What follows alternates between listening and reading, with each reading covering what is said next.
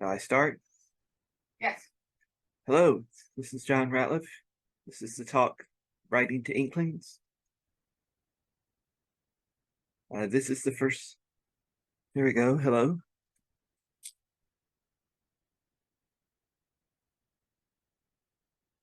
If you can move to the second slide. Thank you. This is the second slide of my Bodleian Library reader's cards over the years. For my various trips to England, each one represents a separate trip. I thought this would be amusing of the aging scholar. So, one project of mine I pursued in the early to mid-'80s, I've decided to call here Writing to Inklings. It involved my writing to surviving members of the Inklings and asking them questions about the group. What I'd like to do today is share several of the letters I received in reply from Barfield, Havard, and Cecil, as well as several figures we might call Inkling adjacent, such as Doreen Lean and Christopher Wiseman. Next slide. The first correspondent was Neville Coghill.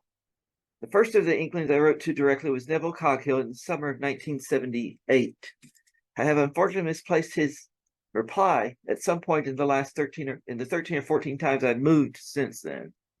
The only specific thing I remember him saying was, if he'd known the Inklings would turn out to be so important, he would have gone more often. Next slide.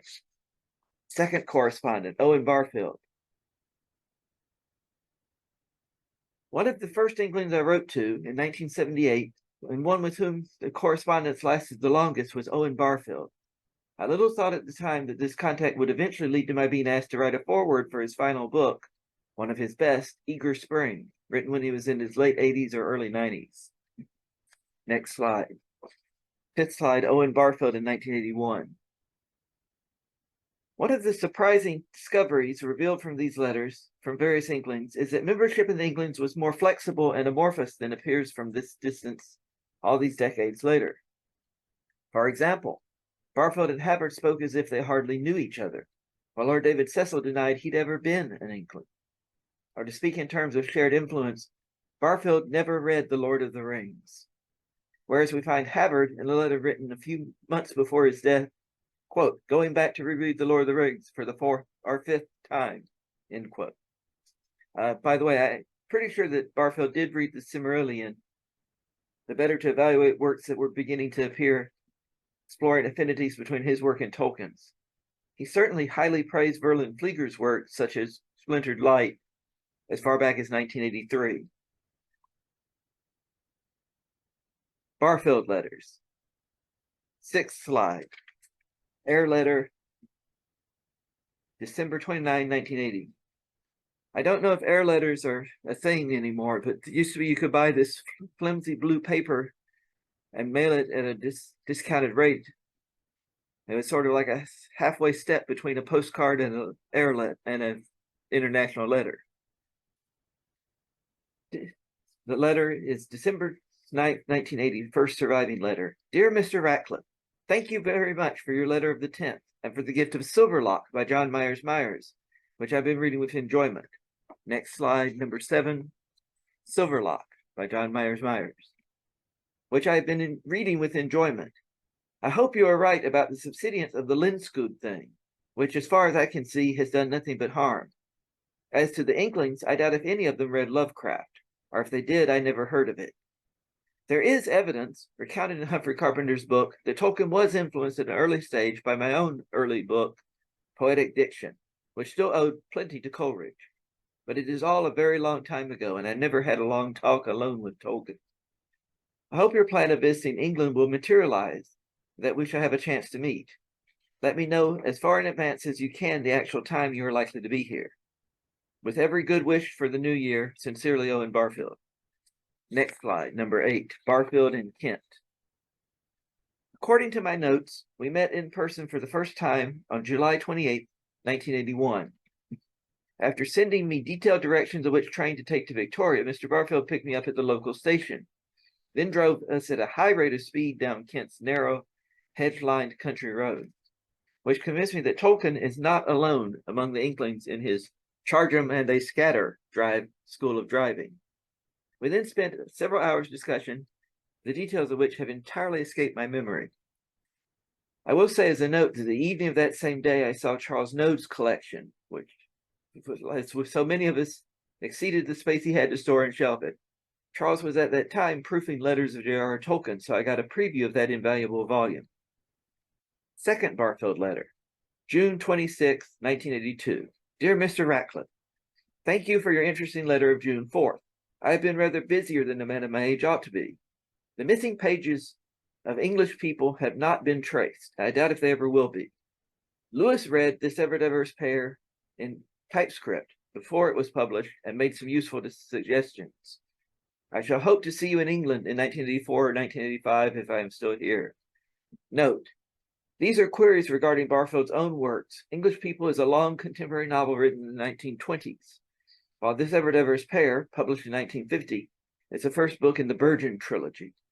I rank it, along with Eager Spring, published in 2008, as Barfield's finest work. Next slide. Number 9, This Ever Diverse Pair. Third Barfield letter, January 4th, 1983. Orpheus, so far from being a new play, was written in the 1930s, though it has not hitherto been published. Yes, I have written some fiction, including a very long novel, which in the 1920s did not quite succeed in finding a publisher. The Inklings came into being gradually out of the habit of weekly meetings between Lewis and Tolkien. Sometime between 1930 and 1935 is the nearest one could come to the actual birth date. Lewis certainly knew some of Dunsany's plays.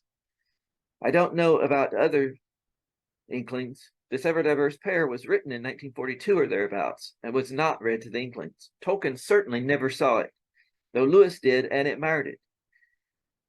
Lewis was also familiar with and fond of Walter de la Mare's poetry, and once entertained him to dinner in Magdalen, and I believe to a night's hospitality in the guest room after that. I thank you for sending The Face in the Frost by John Bellairs, but I must confess that as far as the dips I've taken into it go, the silliness has put me off reading further. With all good wishes for 1983, yours, Owen Barfield. I should note that I was exploring parallels between Barfield's This Ever Diverse Pair and Tolkien's Leaf by Nigel, which were written about the same time. Also, for those who keep track of such things, the references in this letter to Walter de la Mare suggest that the latter may have attended an Inklings meeting. Moving on, fourth Barfield letter, February 20th, 1984. Dear Mr. Rateliff, yes, I read, or rather the Inklings dramatically read, my play Medea at one of their meetings. Also a narrative poem called The Unicorn. I think the morning meetings at the Bird and Baby probably started about 1940, but Thursday evenings much earlier. I can't say in what year, but well before the war. Fifth Barfield letter, September 29, 1984. No, Tolkien never mentioned his story to me, that is, Leaf by Nigel, either in connection with This Ever Diverse Pair or otherwise. And the book English People had nothing to do with Virginia Woolf's The Waves, nor had I read Forster's Howard's End at the time I was writing the book. I fear even now I have not read Forster's aspects of the novel. I just point out this is the danger of working with a living writer. You might suggest that you discovered a source and they might point out that you are wrong. Sixth Barfield letter, June 16, 1985. Dear Mr. Rateliff, thank you for your letter of May 15th. I am glad you are coming to England. I expect to be available here through August, so if you call on me at the above number after your arrival, we shall surely be able to fix up something. Now, it was during this visit that I gave Mr. Barfield a copy of the Lays of Beleriand, History of Middle-earth, Volume 3. Its release happened to be on the same day I was scheduled to go down into Kent to see Mr. Barfield. After boarding the train, I searched the book. Before boarding the train, I searched the bookstalls in Victoria Station and found a copy, which I promptly bought. Once again, I've forgotten our subsequent discussion, but as I was leaving, I showed Mr. Barfield the new book, thinking rightly he would be interested in the appendix in which C.S. Lewis critiques Tolkien's Lay of Leithian, casting his criticisms and critiques as having been voiced by a host of fictitious critics. Barfield was so interested in this piece by his old friend Lewis in such an unexpected context that I made him a gift of the book. I don't know what Mr. Barfield ultimately made of it, but I hope he was intrigued and pleased. Next slide. The History of Middle-earth, the Lays of Beleriand. And in a good example of a good deed being rewarded, I found a replacement copy in the Victoria Station bookstall upon my return to London. Among the copies on display were being scrutinized by Charles Node, who was looking through them one by one to find the most nearly perfect for his collection. Seventh letter, March 29, 1990. Dear Mr. Rateliff, I will note this is the first time my name is spelled correctly in this correspondence. One does not correct an Owen Barfield. Dear Mr. Rateliff, this time spelled correctly, I hope. 11th slide, last Barfield letter. I see in your last letter is dated February 22nd, so I'm in no position to throw stones at late replies. As regard Eager Spring, as the result of many months' experience, my position is I shall believe a book has been published when I actually receive a copy. The best that can be said about A.M. Wilson's Lewis biography is it is by no means as bad as the numerous reviewers who have been let loose upon it have suggested by their selective comments. But the picture must leave in the mind of the reader who did not know Lewis is quite false. Adjectives like rude, blustering, aggressive, superficial simply do not fit the man. G.B. Tennyson, the editor of my own book, who stayed here a few days, read it during his visit and studied a number of its fallacies in its reasoning, concealed in the window, in its choice of language and mode of presentation. It was good of you to send the books. If I were a good deal younger than I am, I would probably have read a lot more of The Mismeasure of Man than I have, which is very little. As apart from exposition and comment, there is a whole heap of historical information in it. But Gould's own thinking is so helplessly blinkered by his all-in obsession with reductionist dogma of natural selection that I really don't think he saved any appearances. Since I have been here over 3 years now, I seem to have been writing nothing but introductions, forewords, afterwords, reviews, etc. of other people's books. Though I do not reply to letters, I do generally manage to keep them. I did get a brief letter from Verlyn Flieger in about May 1989, to which I fear I failed to reply, though I was glad enough to get it. If you are in touch with her in the near future, I hope you will make my apologies on the ground of non-engineerianism. Tell her I did read J.W. Dunn's first book about dreams when it came out, but not the later, more philosophical ones, and give her my love and kind remembrances. And I will point out that about a week ago, I did deliver that message from Mr. Barfield to Verlyn Flieger. Note, I have sent Barfield Stephen Jay Gould's The Mismeasure of Man, thinking this account of attempts to measure intelligence might usefully complement Barfield's deep interest in the evolution of consciousness. Barfield believes strongly in directed or guided evolution. Next slide.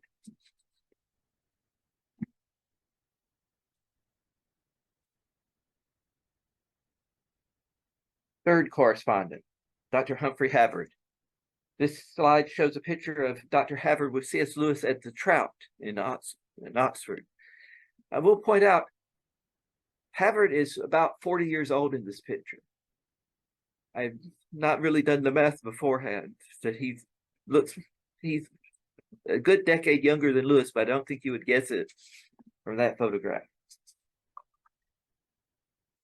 It has long been my belief that long-lived literary clubs, whether writing groups or reading circles, tend to include a member who is hardly known outside the group itself, whose presence keeps the group together.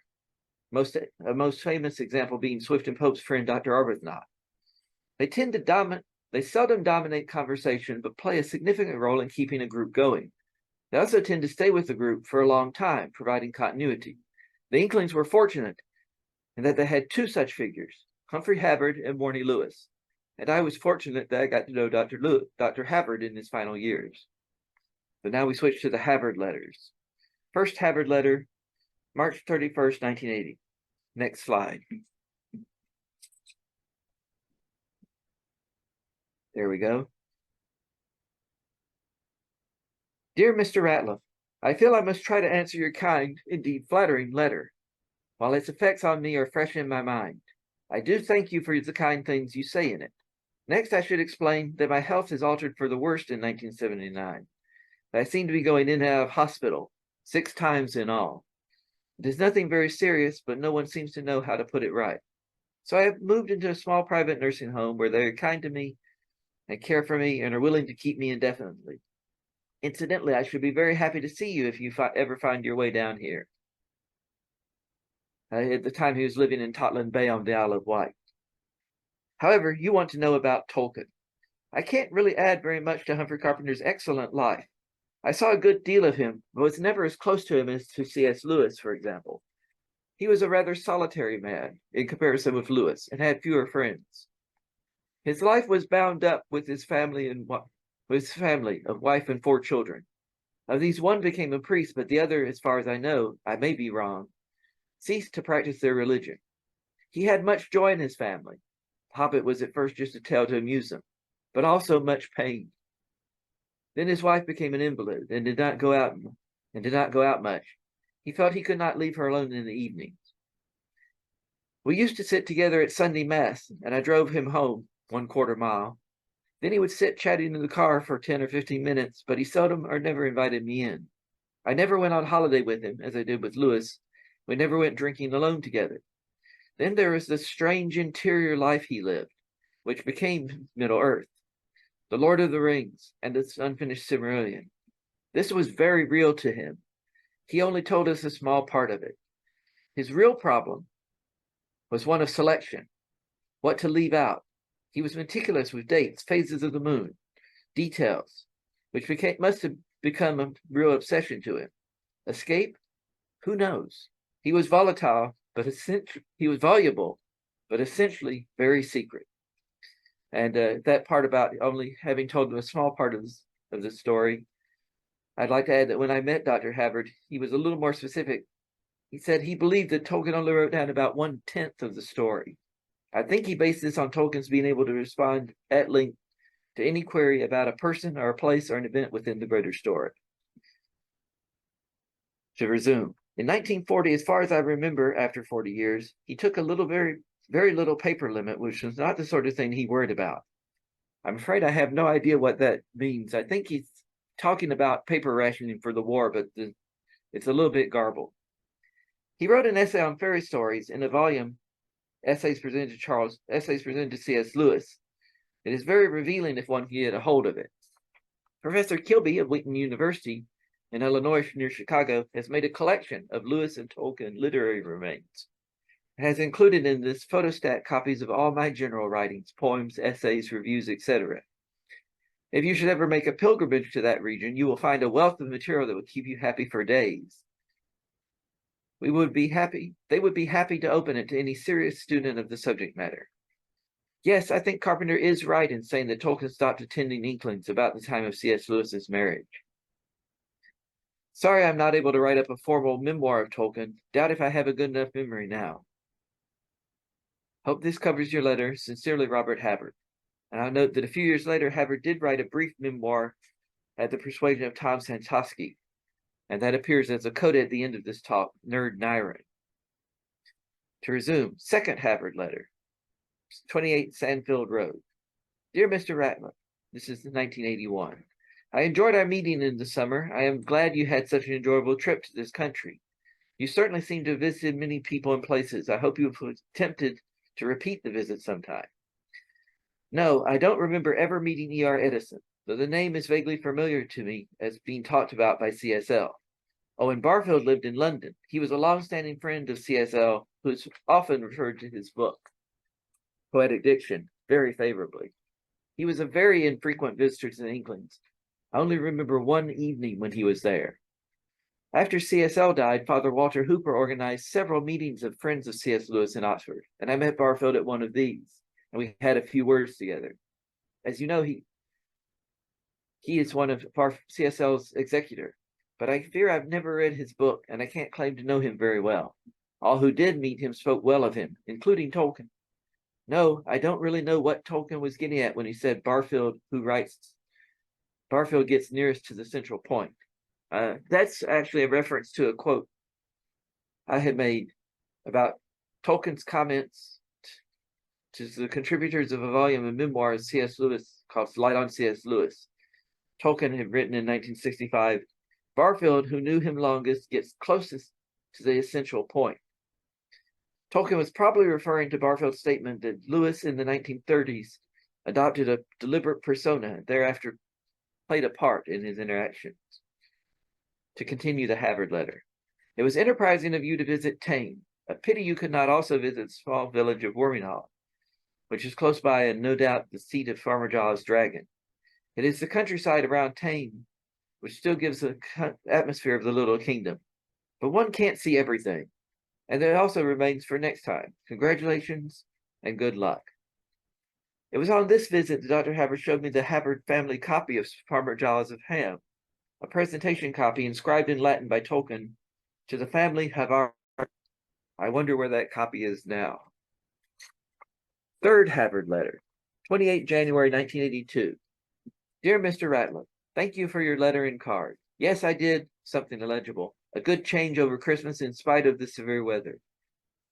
I look forward to seeing you if possible, whenever you are over here again. Now I must try to answer your questions. I am afraid I do not know what lay behind Tolkien's letter to C.S. Lewis about hurting his feelings. As you know, the relations between them did become strained for a time. I doubt much whether Tolkien's Clerihew had anything to do with it. I will look out for this ever-diverse pair, as well as Poetic Diction, which in fact I've never read, although I know C.S.L. admired it greatly. Yes, I do appear in Perelandra as Dr. Humphrey, the nickname the Inklings gave me. I fear an awful lot of nonsense is written and printed about both Tolkien and Lewis. You are wise to take some of it with a grain or two of salt. Yes, I did get a copy of Tolkien and the Silmarillion by Professor Kilby, sent to me direct by the publisher. I hope I thank Dr. Kilby for it. I now thank you for your kindly thought. It gives a characterization, or sketch, of Kilby's first meeting with Tolkien after visiting me at 28 Sandfield Road. I remember very well, but not about Tolkien.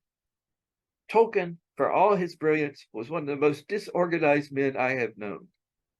Finally, I first met C.S. Lewis in 1934 on my return to Oxford and began attending Inklings meetings at his invitation toward the end of that year. They had been going on some time by then. I learned from Carpenter's The Inklings that the Kolbeters, a discussion group for Old Icelandic, were founded by Tolkien in 1926. The club, informal as it was, something illegible, by one Tanyge Leen, sometime before 1933. So my impression that it was going on sometime before I joined seems to have been correct. At that time, it was a meeting of young dons, mostly unknown, so as no public notice was taken of us until 1938 or so. Lewis made his name first by the Screwtape Letters, published in 1941, well worth reading. Tolkien, of course, by The Hobbit and The Lord of the Rings, published in 1954. Neither were well known outside Oxford, excepting a few friends. All good wishes for your explorations into Narnia, and every success for all your studies. Yours very sincerely, Robert E. Havard. Next slide, number 14, Zuleika Dobson. In the course of our conversation on the Isle of Wight a few months before, Dr. Havard had recommended Max Beerbohm's Zuleika Dobson from 1911, the quintessential Oxford novel, which I then read with enjoyment. Learning that I had a low opinion of Narnia, he recommended that I give those books another try. I did, with no improvement. Later, I was able to repay him by sending him a copy of The Face in the Frost, which we've already seen, which he enjoyed, saying that he seemed to be developing a taste for fantasy in his old age. Fourth Havard letter. Next slide. Arrived on Monday, October 18, 1982. Dear Mr. Rateliff, thank you for the entertaining little book, The Face in the Frost.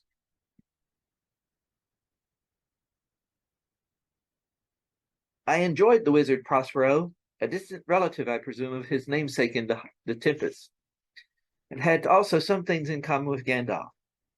He had, as you say, a lighter touch than either, though I would not care to meet any of them alone in a dark and hostile wood. The race of wizards has a strange literary history. They appear to have flourished in the 15th and 16th century, especially in Scotland, and then went out of fashion in the 18th and 19th century, apart from Walter Scott himself. It is strange to see them coming back again. I rather wonder what it portends. With thanks and all good wishes, Robert Havard. Fifth Havard letter. Envelope only, letter missing. Postmarked 14 November 1983. sixth Havard letter, February 1984. And by this point, Dr. Havard had suggested that I call him by his first name, Robert. I felt on a first name basis by someone 50 years my elder, so I asked him if I could call him by Humphrey or Humphrey. Tom Santosky learned in my correspondence with Havard and started up an exchange of his own. He called Havard Robert. Next slide, number 16.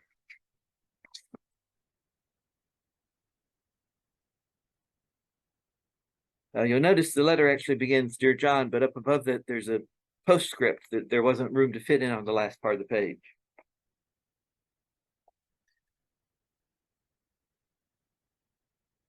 So, here we go. 6/2/84. Dear John, thank you very much for the long letter and enclosures. I enjoyed your letter and the review of Christopher Derrick's book on C.S. Lewis. That would be C.S. Lewis and the Church of Rome by Christopher Derrick. Especially the remark about rehashing what Lewis had already said for himself in some of the clearest English ever written. I appreciate and in general agree with your marginal comments on it. I also enjoyed the Dunsany's. I came across him years and years ago in 1938 or so in our branch library in Headington, but have never made a study of them as you have. At this point, I have no memory of which of Dunsany's many works I sent to Dr. Havard. If I could have found a copy, it would have been one of Dunsany's books of short stories, A Dreamer's Tale, The Book of Wonder, or The Last Book of Wonder. That the Dunsany books were available in the local branch library, Tolkien and Lewis and Havard's nearest public library, is an interesting discovery. To resume, I came to appreciate fairy late in life. I think it was Tolkien's Lord of the Rings and his essay on fairy tales that really opened my eyes to their value. Of course, I enjoyed Grimm and Anderson in early youth, but then was trained in chemistry and medicine into a rather materialistic outlook. I suppose Freud and Jung opened my eyes to the unseen in human life, though of course science is full of the unseen. Electric and magnetic fields, gravitational fields, and all the mysteries of the subatomic particles and electrons. They are all unseen and still largely unknown, but we materialists closed our eyes to this. So I was faintly uncomfortable in the presence of fairy in James Barrie and Lord Dunsany. It was fanciful, unreal, and I was after the truth of things. It was Tolkien who showed me that an important part of the truth of things could only be seen or written about in fairy. But to try and answer your questions, I was not Joy Lewis's doctor at the time, but from reports, published and otherwise, I regard her interval of good health as a remarkable and prolonged remission from her incurable disease, resulting from the effects of an intensive modern treatment she was given in hospital. This is not to say that Lewis's intensive prayer for her did not play some part in it. We believe that God not only holds us in life, but holds all that is in existence. We know too little about the processes of life to say confidently whether God has intervened or not in special cases. For everything is under his providence. But I have never thought of Joy's remission as a miracle, in the strict sense of the word, that is contrary to nature. In the loose sense, all nature is a miracle. But I am no theologian and have no special knowledge in this matter. We heard a lot about Edison at Inklings and the Worm of Roberus, which C.S. Lewis greatly admired. In fact, he lent me a copy, but to my shame, I couldn't get on with it. Yes, I was away when Eddington visited Oxford and never met him. Chesterton and MacDonald especially were all favorites of CSL. Tolkien's interests were, as you say, medieval. I don't recall him ever discussing anything later than Chaucer, except history. Tolkien might have said, he never did to my knowledge, that the rot set in with the Reformation. C.S. Lewis put it later, sometime in the 19th century. James Joyce, Virginia Woolf, Ian Forster were talked of in the Inklings, but not, I think, with approval. John Wayne visited us a time or two as a very young man. And this is where the postscript at the top of the letter goes. I keep pretty well, thank you. Hope you do. You always set my mind and memory and pen to work. Many thanks, Humphrey. And this is where Tom Santosky started up a separate correspondence with Dr. Havard one letter of which survives and is in the Marquette archives. 11/4/85. Dear Tom, I owe you so many letters. I'm very sorry to have been so remiss in answering, but I really have been far from well. Visit to hospitals and to surgeon and so on. I'm a little better now. Have had no word from your friends, but will be glad to see them if they can find their way down here. I'm not going out much now, but could manage a short visit, I think. Thank you very much for the Dunsany, which I much enjoyed. He has a surprising twist in store. He always has a surprising twist in store. I look forward to seeing you, perhaps around the end of July. Do not expect too much from me. I am now a bit of an invalid. We are having typical English spring, sunshine and storms. Not as good as Lothlorien, whose picture I like, but good enough. All the best, Humphrey. P.S. I've gone back to reread The Lord of the Rings for the 4th or 5th time. Having arranged to see him again on my next research trip to England in the summer of 1985, it was a shock after my arrival when I called to finalize our plans and learned from a sympathetic nurse that he had died several weeks earlier. Despite his passing in 1985, Dr. Havard did contribute one more brief memorial to Tolkien, the puzzling nerd Nairam, which forms a coda to this presentation. Now, at this point, how are we doing on time? It is 10:32. 10:32. I think we have time to fit in the next few bits then. All right. 4th correspondent. Turn over to slide number 17. The 4th correspondent, Lord David Cecil. 11 July 1985. Dear Mr. Rateliff, thank you very much for your letter. I would be pleased to see you in August if you come over, if you do not mind visiting me here. At my age, I seldom go away. But I must warn you that I may not be of much help. For in fact, I was not a member of the Inklings, nor of the Bloomsbury group. I had friends in both, whom I was always pleased to meet, but that was all. Secondly, they are in no way to be compared as they are different in kind. The Inklings was a sort of club of male Oxford dons, who met once or twice a week in terms to discuss literary matters connected with their non-academic work. Generally, one of them read aloud something he'd written. I don't think they thought of themselves as Edwardian, or as belonging to any specific period, nor did they compare or contrast themselves with contemporary writers. What united them was a common response to literature, in particular by a disposition to use romance and even fairy tale as a vehicle through which to express their convictions about life, as poets, like Spenser, for instance, had done in the past. From the point of view of a literary historian, they might be described as the last phase of the pre-Raphaelite movement, much influenced by William Morris. Though unlike Morris, they were Christians.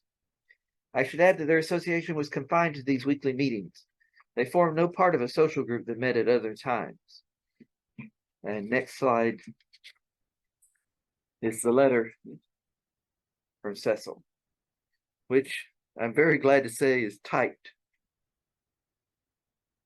Bloomsbury was totally different in this respect. They were before all things a social circle of men and women, mainly writers and artists, closely bound together by a common mode of living and attitude to conventional society, against which they felt in rebellion. They were agnostics, pacifists, pioneers in sexual permissiveness.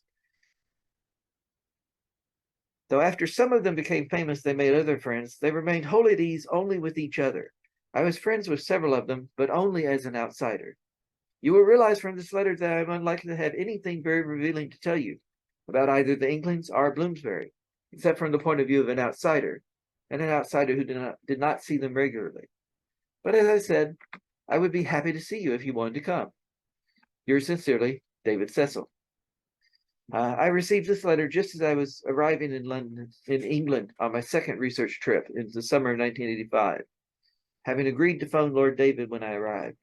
Unfortunately, with my usual bad timing, when I called him from a payphone to set up a specific time for our meeting, he told me the whole house was laid low with influenza and suggested I call him again towards the end of my trip. I did, but to my regret, we were unable to fix upon a time and date when we could meet. And since Lord David died the following January, it was too late by the time of my third trip in 1987. At this point, I want to shift to some what you might call Inkling adjacent books. So if we can move to slide 19.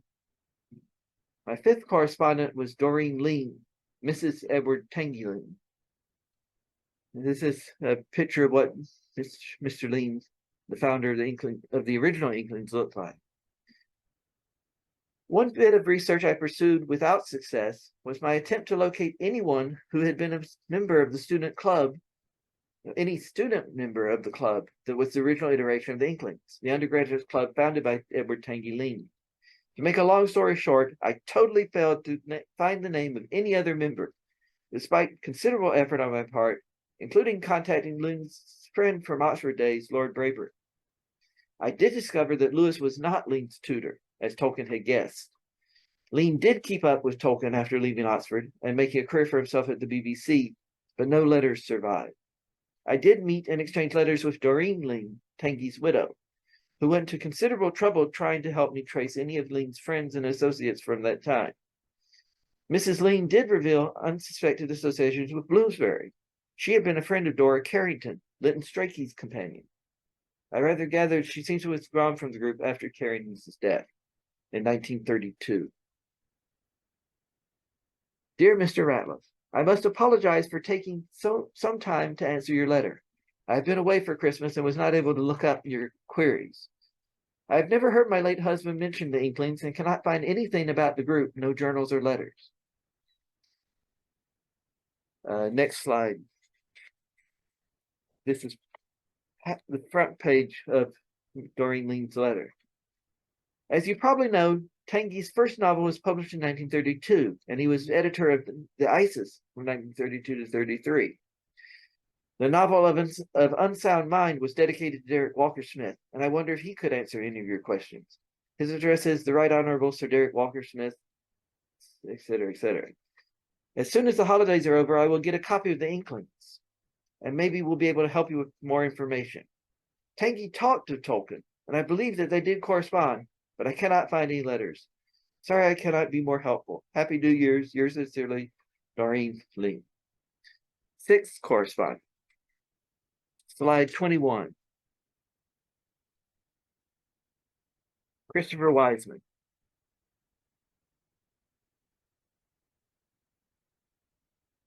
Next slide, 22. You probably haven't seen photos of Christopher Wiseman before. This is dated from Monday, August 20th, 1984. Dear Mr. Rateliff, most humble apologies for the delay in replying to your letter of July 13th, especially so since I doubt if I can be of much help to you. Perhaps you will forgive me if I go straight on to your questions and do my best. First point, seriousness of Tolkien likening the TCBS to the Pre-Raphaelites.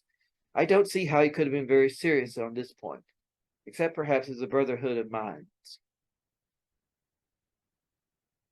We were certainly out of touch in those pre-World War I days with contemporary painting, when Picasso had moved into his Cubist phase.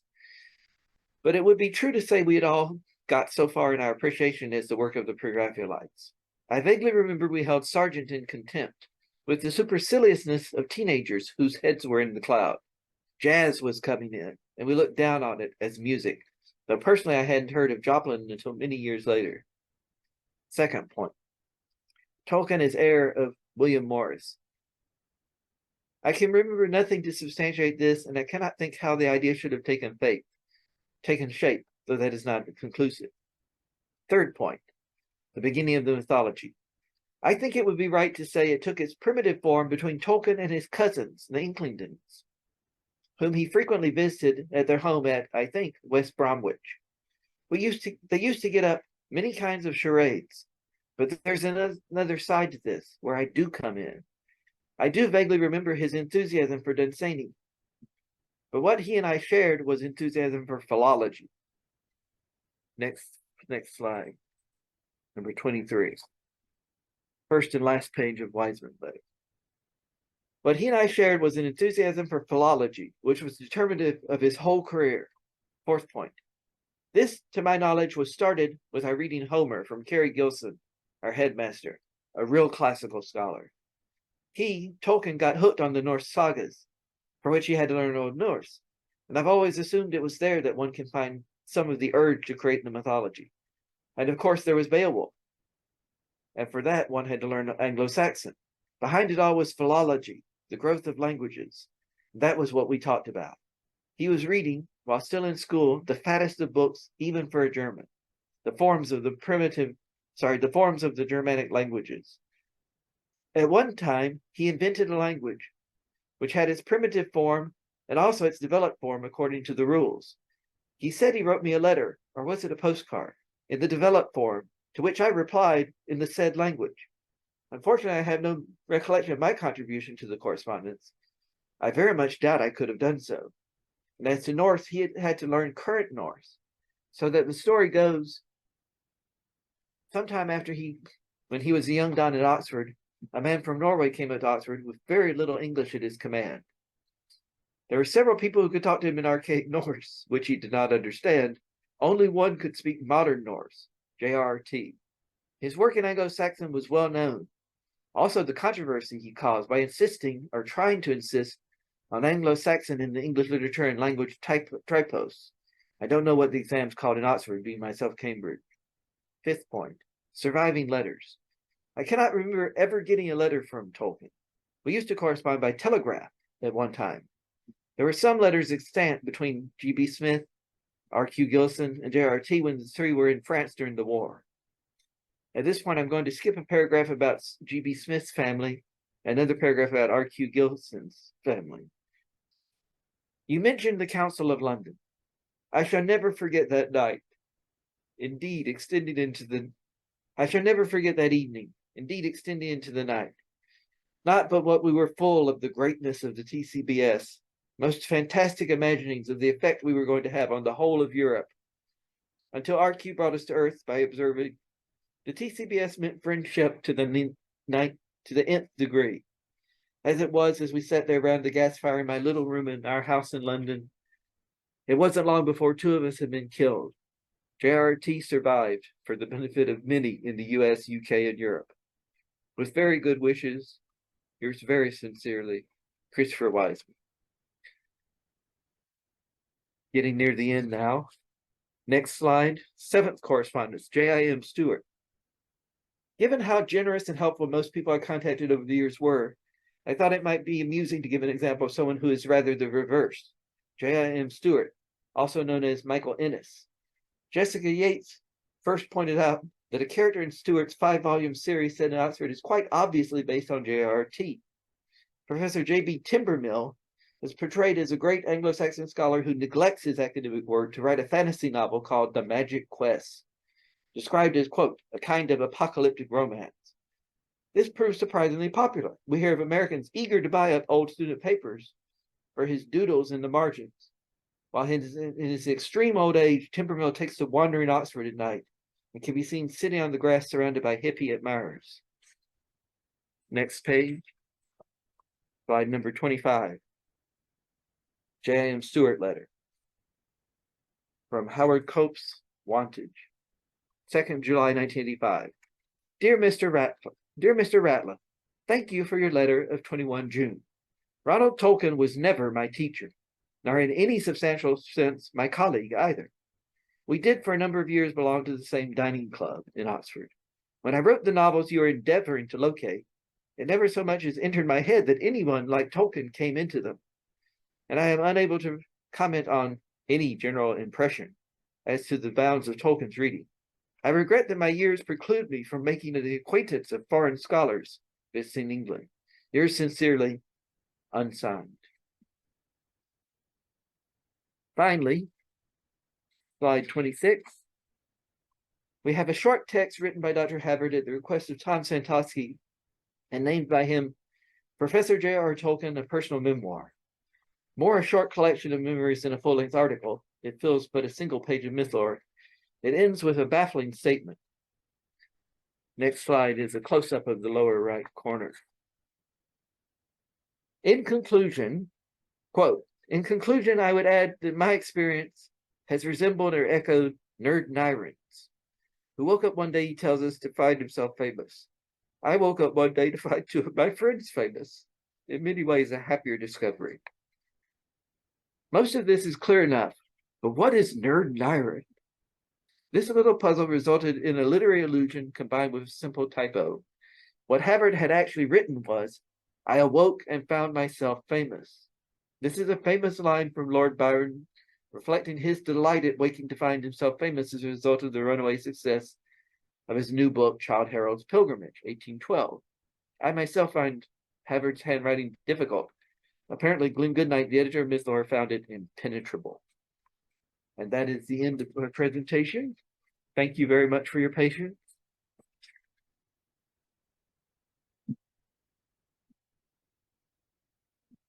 Are there any questions? Hello. Hello. So I will go to Amanda online and she can tell us the questions. Yes, we've got a couple of questions online. The first one is from Denise. She was interested in, is there any comments by the Inklings about Chesterton? In these letters, there's only the one mention. There are quite a few references to Chesterton. It's quite clear that Tolkien was read as Chesterton before he wrote on fairy stories. There's a pretty strong influence there.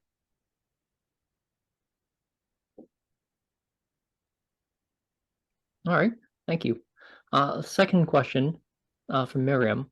May I ask if you recall what it was that gave courage or inspiration to first write to the Inklings? It's sort of the thing that you're hesitant to do it, but then you realize if you don't do it, no one else is doing it. The opportunity will go away. The worst they could do is like the steward, just kind of blow you off. Not interested, don't have anything to say, don't bother me. And you get some people like Mrs. Lean, who was just extraordinarily nice, trying to help me find out information. So there are some Inklings I never wrote to because I could never think of a reason to bother them, like Adam Fox. There are others I really, really regret that just by the timing that I never got a chance to meet Warnie Lewis, for example, because he died a few years before I started doing this. But you just decide you either decide to do it or you don't do it. Amanda, do we have any more questions online? Yes, actually, one third one just came in from Paul.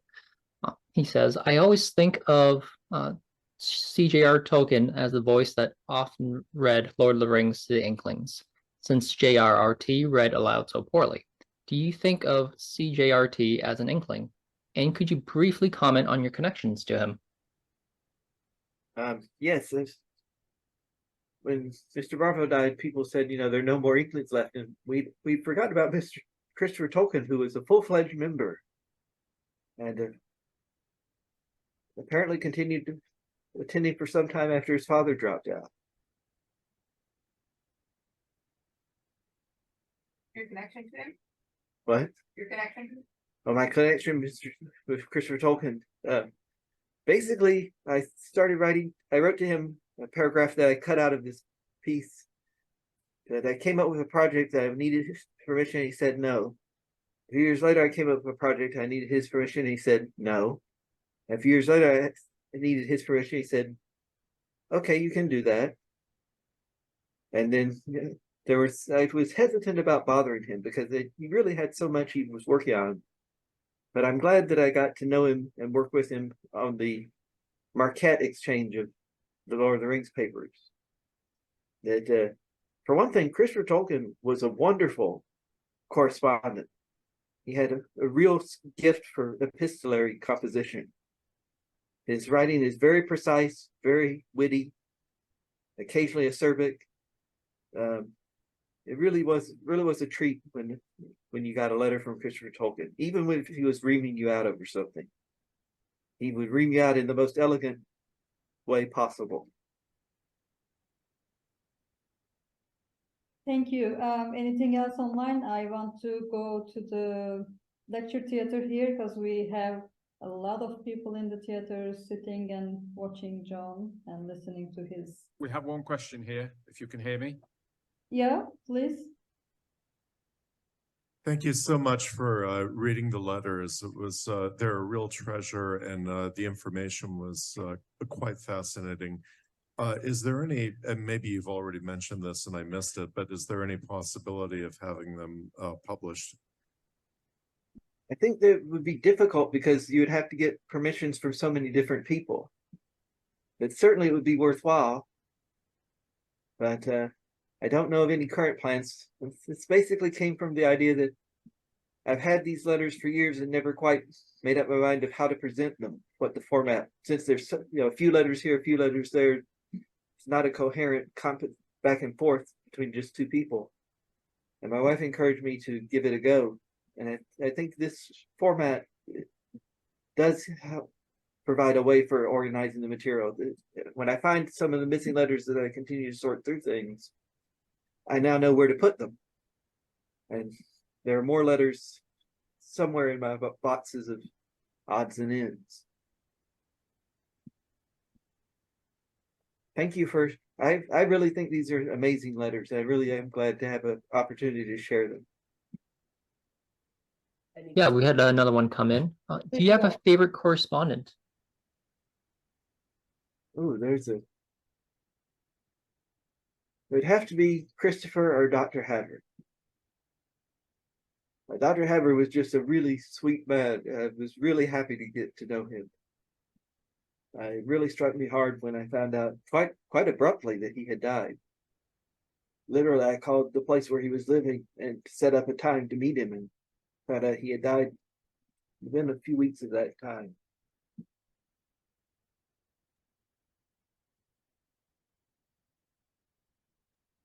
That's the last one from online, actually. That would actually be a good game to play of, which Inkling would you most like to spend time with? If you could spend, tea, for example, or lunch with one of the Inklings, which one would it be? I believe actually we have some more questions on the screen, Elena. Yeah, there's just one more question I see. Do you recall what it was that gave you the courage or inspiration to first write to the Inklings? How did this come about? There were things I wanted to know that only they knew, so I had to get my courage up and write to them and ask, because it's like I deeply regret when I first went to Oxford, I debated trying to contact Michael Tolkien, and I was very strongly dissuaded not to bother him, and I didn't. And the next time I went for a trip, the opportunity had passed, and it's like, I wish I had given it a go. I wish I had given it a try, because what was there to lose? So it's just, if you want it badly enough, and if you can phrase it in such a way that it's not likely to take up more of their time than would be polite to ask, they always have the option to say, I'd rather not go into. There was one person I wanted to meet, not an Inkling, but just in connection with Tolkien. A.H. Smith was responsible for Songs for the Philologist. I had a lot of interest. He's a student of Tolkien's from Leeds and had a lot of contacts in Tolkien's later career. He was no longer living by the time I made my trip to London in 1981, but his wife was, and she had also been a student of Tolkien's at Leeds. So I met with his son, who gave me information from his mother that she didn't want to meet and be interviewed about the past. She wanted the past to be over with. But there were things about Tolkien at Leeds that I found out from her secondhand. For example, she said that Tolkien would be visiting with his grad students, and he would invite them home for tea, and they would go home, and tea would very pointedly not arrive. Edith did not much appreciate him bringing home students for unannounced meals. That was worth getting, because Carpenter mentioned how Edith liked it at Leeds, didn't like it as much as she liked it at Oxford. She had not liked Oxford as much as she liked Leeds. So it's nice that she was able to pass the information on to me without me bothering her. She could set up her own turn. Sorry, that was a little bit rambling. Did the point come across? Sometimes you can get just an interesting little snippet secondhand that's genuine and interesting.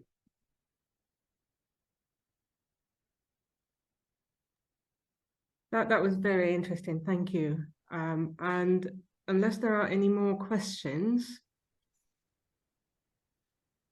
I think that's it. Thank you so much, John. This was a highly unusual topic, and as you say, things that would not have come out otherwise. And thank you so much for sharing it with us. Thank you for your patience.